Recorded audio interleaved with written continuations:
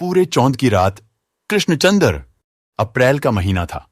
बादाम की डालियां फूलों से लद गई थीं और हवा में बर्फीली खुनकी के बावजूद बहार की लताफत आ गई थी।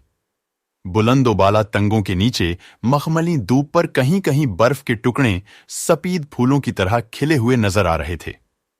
अगले माह तक ये सफेद फूल इसी दूब में जज्ब हो जाएंगे और दूब का रंग गहरा सब्ज हो जाएगा और बादाम की शाखों पर हरे हरे बादाम पुखराज के नगीनों की तरह झिलमिलाएंगे और नीलगू पहाड़ों के चेहरों से कोहरा दूर होता जाएगा और इस झील के पुल के पार पगडंडी की खाक मुलायम भेड़ों की जानी पहचानी बा आ से झंझना उठेगी और फिर इन बुलंदोबाला तंगों के नीचे चरवाहे भेड़ों के जिस्मों से सर्दियों की पली हुई मोटी मोटी गाफ ऊन गर्मियों में कुतरते जाएंगे और गीत गाते जाएंगे। लेकिन अभी अप्रैल का महीना था। अभी तंगों पर पत्तियां ना फूटी थीं। अभी पहाड़ों पर बर्फ का कोहरा था। अभी पगडंडी का सीना भेड़ों की आवाज से गूंजा ना था। अभी सम्मल की झील पर कंवल के चराग रोशन ना हुए थे। झील का गहरा सब्ज पानी अपने सीने के अंदर उन लाखों रूपों को छुपाए बैठा था जो बहार की आमद पर यकायक उसकी सतह पर एक मासूम और बेलौस हंसी की तरह खिल जाएंगे। पुल के किनारे किनारे बादाम के पेड़ों की शाखों पर शगुफे चमकने लगे थे।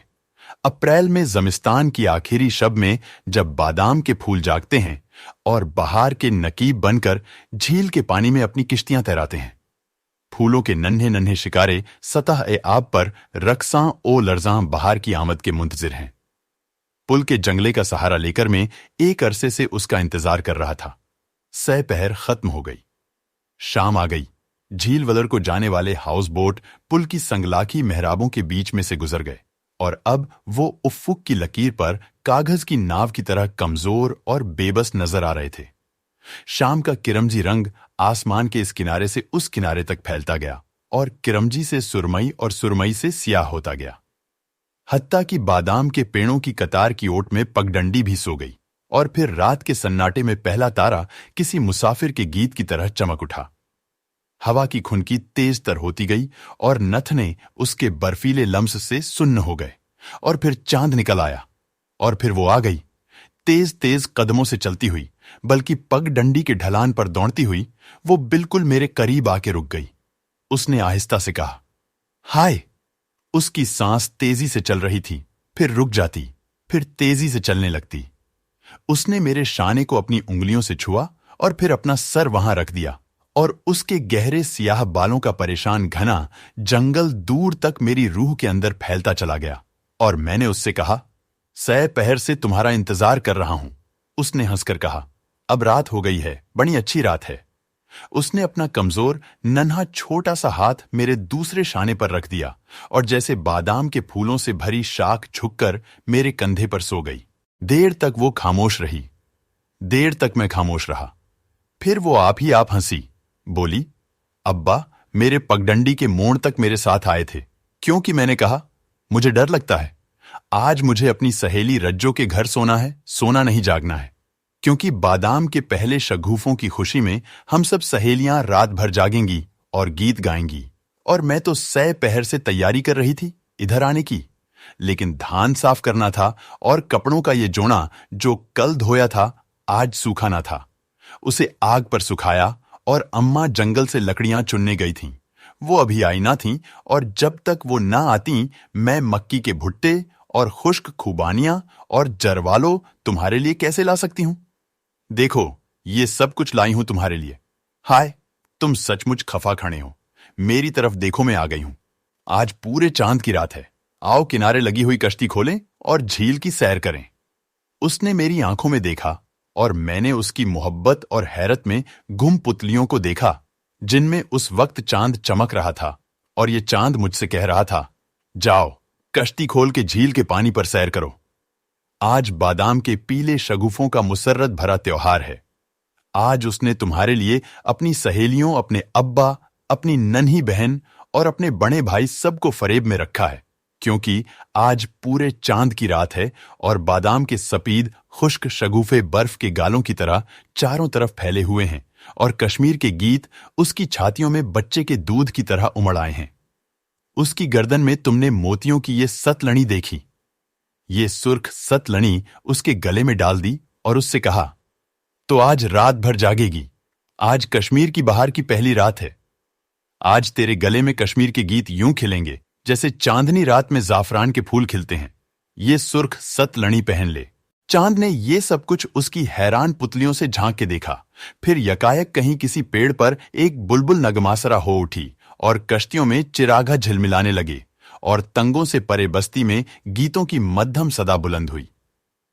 गीत और बच्चों के काहखे और मर्दों की भारी आवाजें और नन्हे बच्चों के रोने की मीठी सदाएं और छतों से जिंदगी का आहिस्ता आहिस्ता सुलगता हुआ धुआं और शाम के खाने की महक, मछली और भात और कड्डियम के साग का नरम, नमकीन और लतीफ जायका और पूरे चांद की रात का बहार आफरीन जोबन। मेरा गुस्सा धुल गया। मैंने उसका हाथ अपने हाथ में ले लिया और उससे कहा, आओ चलें झील पर। पुल गुजर गया, पगडंडी गुजर गई, बादाम के दरख्तों की कतार खत्म हो गई, तल्ला गुजर गया। अब हम झील के किनारे किनारे चल रहे थे। झाड़ियों में मेंढक बोल रहे थे। मेंढक और झींगुर और बींडे, उनकी बेहंगम सदाओं का शोर भी एक नगमा बन गया था। एक ख्वाबनाक सिम्फनी और सोई हुई झील के बीच में चांद की कश्ती खड़ी थी। साकिन चुपचाप मोहब्बत के इंतजार में हजारों साल से इसी तरह खड़ी थी। मेरी और उसकी मोहब्बत की मुंतजिर, तुम्हारी और तुम्हारे महबूब की मुस्कुराहट की मुंतजिर, इंसान के इंसान को चाहने की आरजू की मुंतजिर। ये पूरे चांद की हसीन पाकीज़ा रात किसी कुंवारी के बेछुए जिस्म की तरह मोहब्बत के मुकद्दस लम्स की मुंतजिर है। कश्ती खुबानी के एक पेड़ से बंधी थी जो बिल्कुल झील के किनारे उगा था। यहां पर जमीन बहुत नरम थी और चांदनी पत्तों की ओट से छनती हुई आ रही थी और मेंढक हौले हौले गा रहे थे और झील का पानी बार बार किनारे को चूमता जाता था और उसके चूमने की सदा बार बार हमारे कानों में आ रही थी। मैंने दोनों हाथ उसकी कमर में डाल दिए और उसे जोर जोर से अपने सीने से लगा लिया। झील का पानी बार बार किनारे को चूम रहा था। पहले मैंने उसकी आंखें चूमी और झील की सतह पर लाखों कंवल खिल गए। फिर मैंने उसके रुखसार चूमे और नरम हवाओं के लतीफ झोंके यकायक बुलंद होके सदाहा गीत गाने लगे। फिर मैंने उसके होंठ चूमे और लाखों मंदिरों, मस्जिदों और कलीसाओं में दुआओं का शोर बुलंद हुआ और जमीन के फूल और आसमान के तारे और हवाओं में उड़ने वाले बादल सब मिल के नाचने लगे। फिर मैंने उसकी ठोड़ी को चूमा और फिर उसकी गर्दन के पेचोखम को, और कंवल खिलते खिलते सिमटते गए कलियों की तरह और गीत बुलंद हो के मध्यम होते गए और नाच धीमा पड़ता पड़ता रुक गया। अब वही मेंढक की आवाज थी, वही झील के नरम नरम बोसे और कोई छाती से लगा सिसकियां ले रहा था। मैंने आहिस्ता से कश्ती खोली। वो कश्ती में बैठ गई। मैंने चप्पू अपने हाथ में ले लिया और कश्ती को खींचकर झील के मरकज में ले गया। यहां कश्ती आप ही आप खड़ी हो गई, ना इधर बहती थी ना उधर। मैंने चप्पू उठाकर कश्ती में रख लिया। उसने पोटली खोली, उसमें से जरवालो निकालकर मुझे दिए। खुद भी खाने लगी। जरवालो खुशक थे और खट्टे मीठे। वो बोली, ये पिछली बार के हैं।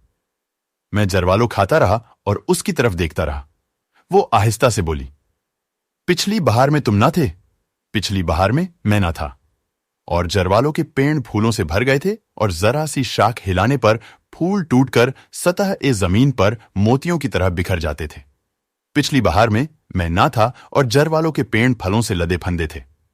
सब्ज सब्ज जरवालो, सख्त खट्टे जरवालो जो नमक मिर्च लगा के खाए जाते थे और जबान सीसी करती थी और नाक बहने लगती थी, और फिर भी खट्टे जरवालो खाए जाते थे।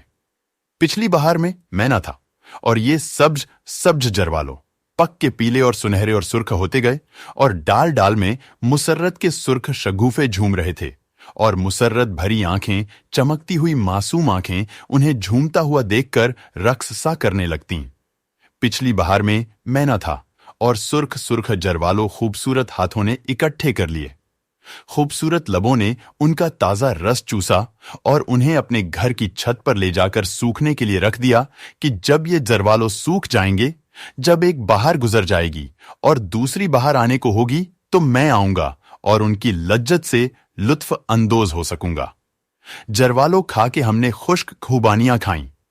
खुबानी पहले तो बहुत मीठी मालूम ना होती, मगर जब दहन के लुआब में घुल जाती तो शहद और शक्कर का मजा देने लगती। नर्म नर्म बहुत मीठी हैं ये, मैंने कहा। उसने एक गुठली को दांतों से तोड़ा और खुबानी का बीज निकाल के मुझे दिया।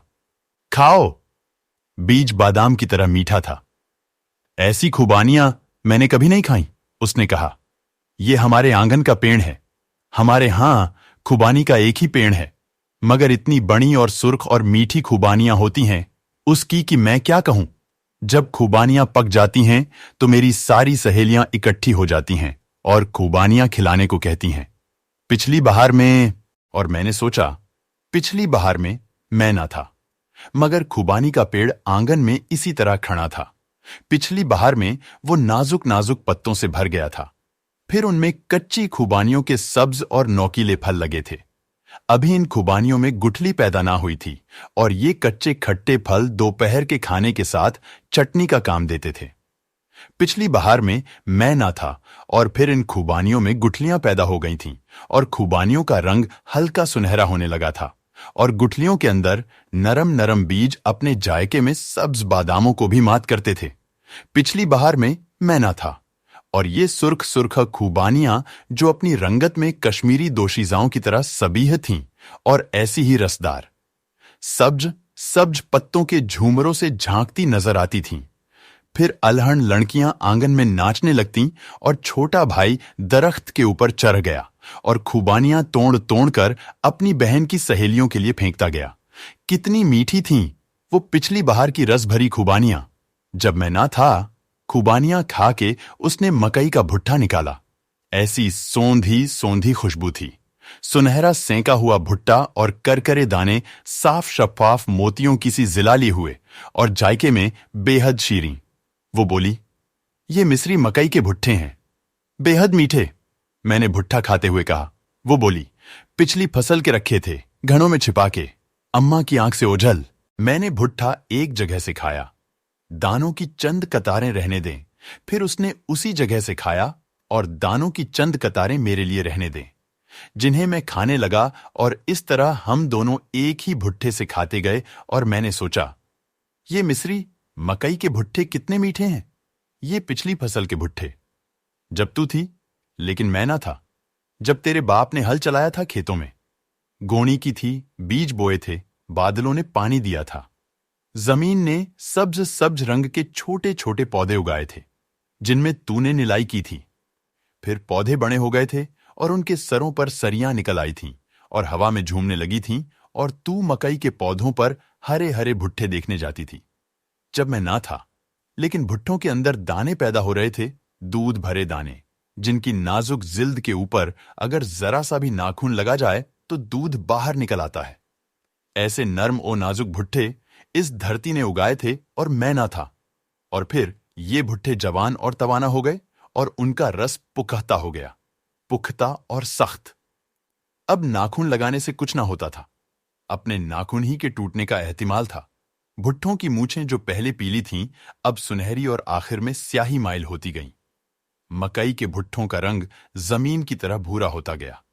मैं जब भी ना आया था और फिर खेतों में खलियान लगे और खलियानों में बैल चले और भुट्टों से दाने अलग हो गए और तूने अपनी सहेलियों के साथ मोहब्बत के गीत गाए और थोड़े से भुट्टे छुपा के और सेंक के अलग रख दिए।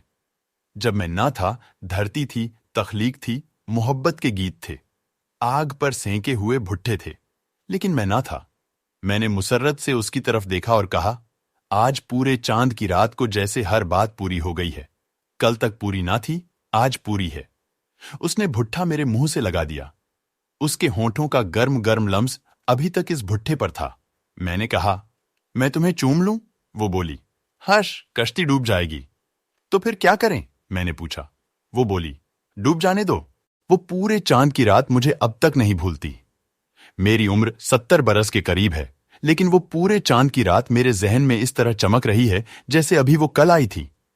ऐसी पाकीज़ा मोहब्बत मैंने आज तक नहीं की होगी, उसने भी नहीं की होगी।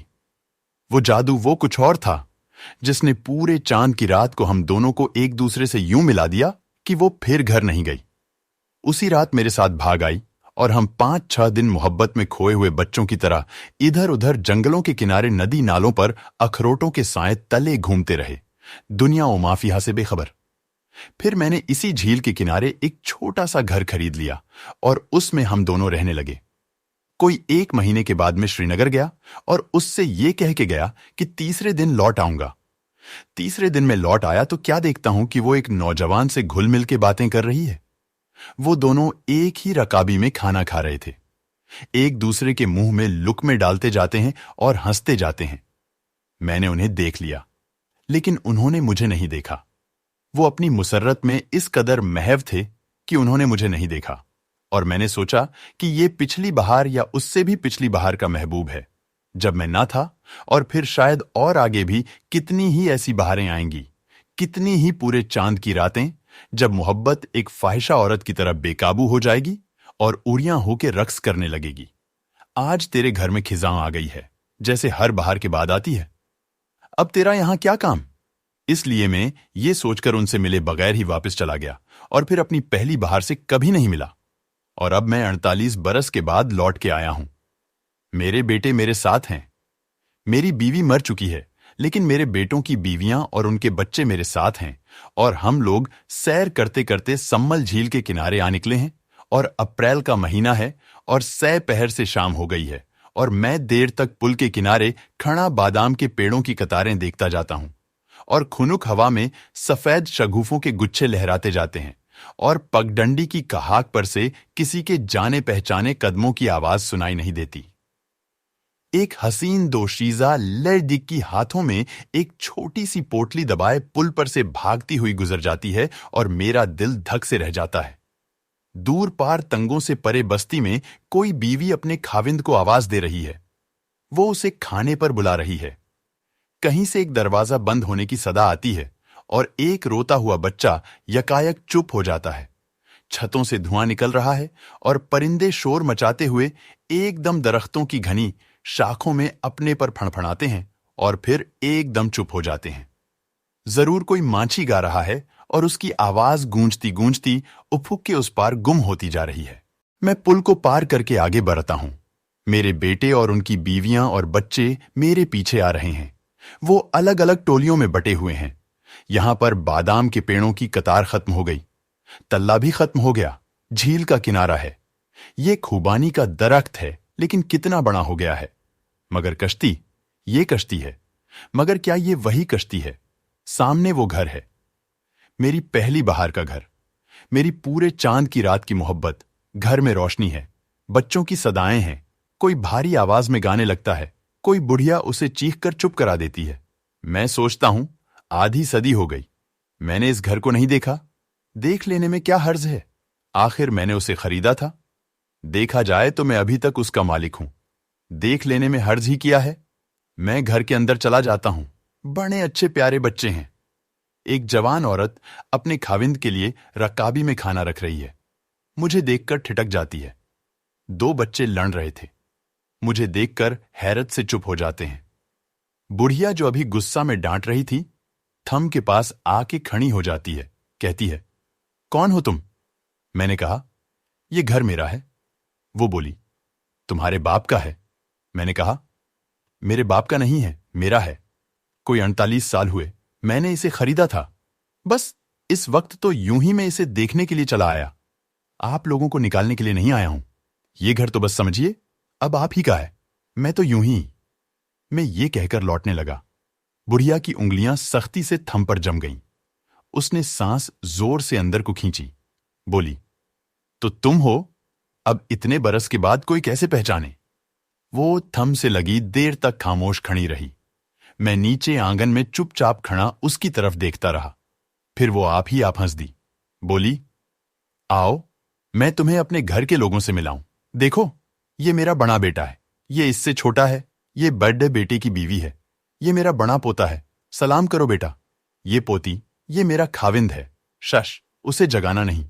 परसों से उसे बुखार आ रहा है, सोने दो उसे। वो बोली, तुम्हारी क्या खातिर करूं? मैंने दीवार पर खूंटी से टंगे हुए मकई के भुट्टों को देखा। सेंके हुए भुट्टे, सुनहरे मोतियों के से शफ्फाफ दाने। हम दोनों मुस्कुरा दिए। वो बोली, मेरे तो बहुत से दांत झड़ चुके हैं, जो हैं भी वो काम नहीं करते। मैंने कहा, यही हाल मेरा भी है, भुट्टा ना खा सकूंगा। मुझे घर के अंदर घुसते देखकर मेरे घर के अफराद भी अंदर चले आए थे। अब खूब गहमा गहमी थी। बच्चे एक दूसरे से बहुत जल्द मिलजुल गए। हम दोनों आहिस्ता आहिस्ता बाहर चले आए। आहिस्ता आहिस्ता झील के किनारे चलते गए। वो बोली, मैंने 6 बरस तुम्हारा इंतजार किया, तुम उस रोज क्यों नहीं आए? मैंने कहा, मैं आया था, मगर तुम्हें किसी दूसरे नौजवान के साथ देखकर वापस चला गया था। क्या कहते हो? वो बोली, हां, तुम उसके साथ खाना खा रही थीं, एक ही रकाबी में, और वो तुम्हारे मुंह में और तुम उसके मुंह में लुक्मे डाल रही थीं। वो एकदम चुप हो गई, फिर जोर जोर से हंसने लगी, जोर जोर से हंसने लगी। क्या हुआ? मैंने हैरान होकर पूछा। वो बोली, अरे वो तो मेरा सगा भाई था। वो फिर जोर जोर से हंसने लगी। वो मुझसे मिलने के लिए आया था, उसी रोज तुम भी आने वाले थे। वो वापस जा रहा था, मैंने उसे रोक लिया कि तुमसे मिल के जाए, तुम फिर आए ही नहीं। वो एकदम संजीदा हो गई। 6 बरस मैंने तुम्हारा इंतजार किया। तुम्हारे जाने के बाद मुझे खुदा ने बेटा दिया, तुम्हारा बेटा, मगर 1 साल बाद वो भी मर गया। 4 साल और मैंने तुम्हारी राह देखी, मगर तुम नहीं आए। फिर मैंने शादी कर ली। 2 बच्चे बाहर निकल आए। खेलते खेलते एक बच्चा दूसरी बच्ची को मकई का भुट्टा खिला रहा था। उसने कहा, वो मेरा पोता है। मैंने कहा, वो मेरी पोती है। वो दोनों भागते भागते झील के किनारे दूर तक चले गए। जिंदगी के 2 खूबसूरत मुरक्के। हम देर तक उन्हें देखते रहे। वो मेरे करीब आ गई, बोली, आज तुम आए हुए हो तो मुझे अच्छा लग रहा है। मैंने अब अपनी जिंदगी बना ली है। इसकी सारी खुशियां और गम देखे हैं। मेरा हरा भरा घर है और आज तुम भी आए हो, मुझे जरा भी बुरा नहीं लग रहा है। मैंने कहा, यही हाल मेरा है। सोचता था जिंदगी भर तुम्हें नहीं मिलूंगा, इसीलिए इतने बरस इधर कभी नहीं आया। अब आया हूं तो जरा रत्ती भर भी बुरा नहीं लग रहा। हम दोनों चुप हो गए। बच्चे खेलते खेलते हमारे पास आ गए।